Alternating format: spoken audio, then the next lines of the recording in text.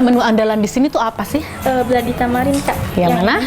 Maaf. Bloody tamarin. Iya. Ini tuh dari apa, Mbak, jamunya? Buah bit sama kunyit asam Jawa. Kunyit asam Jawa. Iya. Oke. Untuk enaknya tuh disajikan hangat atau dingin sih? Dingin. Lebih enak dingin ya? Itu untuk menyegarkan badan. Itu fungsinya. Oke. Pemirsa, terima kasih Anda masih setia di Warta UKM. Pemirsa, saya lagi bingung nih, banyak banget menu-menu jamu yang enak di sini. Sambil saya mau pilih jamu yang mana yang akan saya cicipi, pemirsa simak dulu 2 paket berita berikut ini. Yang pertama tentang aplikasi smartphone Android yang dirancang khusus bagi penyandang tunanetra, dan yang kedua tentang pembagian 1 juta domain untuk pelaku usaha UMKM. Mbak, kayaknya aku yang ini aja ya. Alamat buat pesan, tulis pesan. BeTouch adalah media komunikasi berbasis Android yang dikembangkan oleh mahasiswa STMIK Amikom Yogyakarta dan diperuntukkan bagi tunanetra. Aplikasi ini dibuat menggunakan navigasi yang mudah, bahkan tanpa perlu melihat dan tanpa alat tambahan. BeTouch dibuat untuk menjawab perkembangan teknologi komunikasi yang saat ini menjadi kendala bagi penyandang tunanetra. Aplikasi ini dilengkapi dengan virtual braille keyboard dengan menerapkan teknologi multi-touch. Dengan menggunakan konsep huruf braille yang sudah dikuasai oleh tunanetra, aplikasi ini dilengkapi dengan berbagai menu standar smartphone. Sehingga menjadi aplikasi yang dirasa tepat untuk memenuhi kebutuhan komunikasi penyandang tunanetra.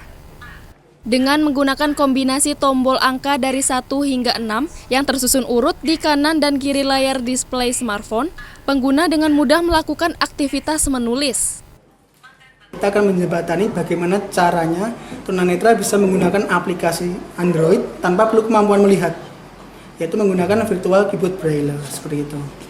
Aplikasi kita mempunyai fitur yang sangat beragam, kita kelompokkan menjadi 3. Yang pertama adalah BeTouch untuk memenuhi kebutuhan komunikasi, yang kedua adalah B-School untuk memenuhi kebutuhan pendidikan, yang ketiga adalah BeTools untuk memenuhi kebutuhan sehari-hari. Melalui dana hibah sebesar 260 juta rupiah dari Kementerian Riset dan Pendidikan Tinggi, tim pembuat BeTouch akan mengembangkan aplikasinya agar dapat dimanfaatkan oleh penyandang tunanetra. Nantinya, aplikasi BeTouch ini akan ditawarkan kisaran harga 2 juta rupiah bersama dengan smartphone-nya. Sedangkan untuk aplikasinya saja ditawarkan dengan kisaran harga 1 juta rupiah. Dari Sleman, Daerah Istimewa Yogyakarta, Imam Prasetyo, Kantor Berita Antara, mewartakan. Bukan suatu cara untuk menginputkan teks.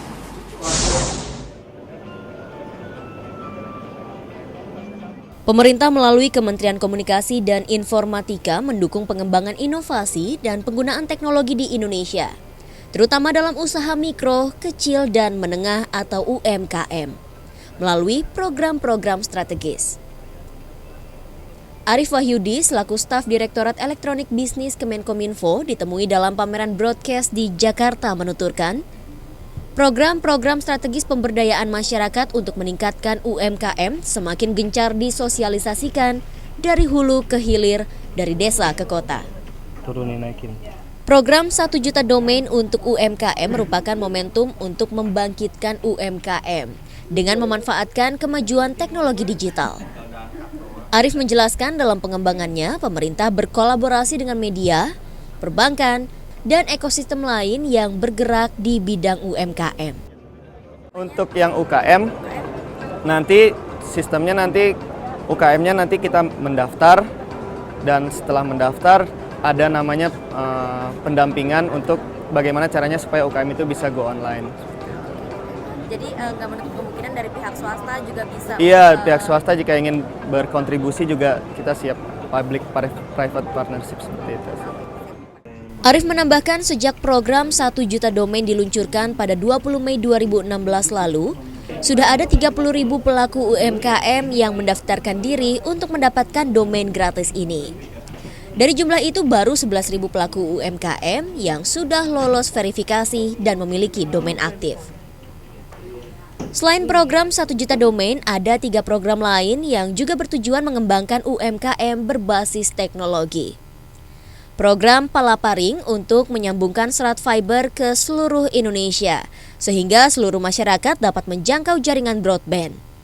Lalu program Desa Broadband Terpadu, di mana pengembang aplikasi diharuskan membuat inovasi aplikasi yang dibutuhkan oleh masyarakat di daerah-daerah, yang diharapkan dapat menjadi solusi dalam mengatasi masalah yang dihadapi masyarakat. Selanjutnya, program 1000 Startup Digital. Program ini ditargetkan pada tahun 2020 dapat melahirkan pelaku maupun perusahaan startup di bidang UMKM. 1000 Startup Digital juga ditargetkan bisa menyelesaikan masalah perekonomian sekaligus meningkatkan taraf perekonomian masyarakat. Dari Jakarta, Garnis Geani, Subur Atmami Harja, Kantor Berita Antara, mewartakan. Nah pemirsa, untuk di segmen selanjutnya akan kita ulas lebih jauh tentang kedai Suwe Ora Jamu. Jangan kemana-mana.